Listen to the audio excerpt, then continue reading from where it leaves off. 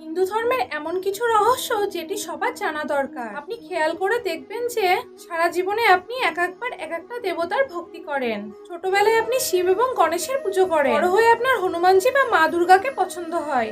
আপনার মনে তখন এটাই আসে যে আপনি বড় হওয়ার সাথে সাথে আপনার পছন্দ বদলাচ্ছে, তাই আপনি একবার এক এক দেবতার পুজো করছেন। এখানেই রয়েছে গভীর এক রহস্য। আপনি ভগবানকে পছন্দ করেন না, ভগবান আপনাকে বেছে নেয় জীবনের এক একটি অধ্যায়ে। গণেশজি তোমাকে তখনই পছন্দ করবে যখন তোমাকে বোঝাতে চাইবে কোনো কাজই নিজের মনের শক্তির থেকে বড় নয়। শিবজি তোমাকে তখনই পছন্দ করবেন কি নিজের থেকে টেনে নেবেন যখন তুমি বিভিন্ন ফেক মানুষের সাথে জড়িয়ে পড়বে। কোনো ফালতু লোককে তার সত্যিটা তুমি তার সামনে তুলে ধরো বা তার ইগোটি নষ্ট করো। মা পার্বতী তোমাকে তখনই পছন্দ করবে যখন তুমি যে দুর্বলতার সাথে লড়তে শিখবে।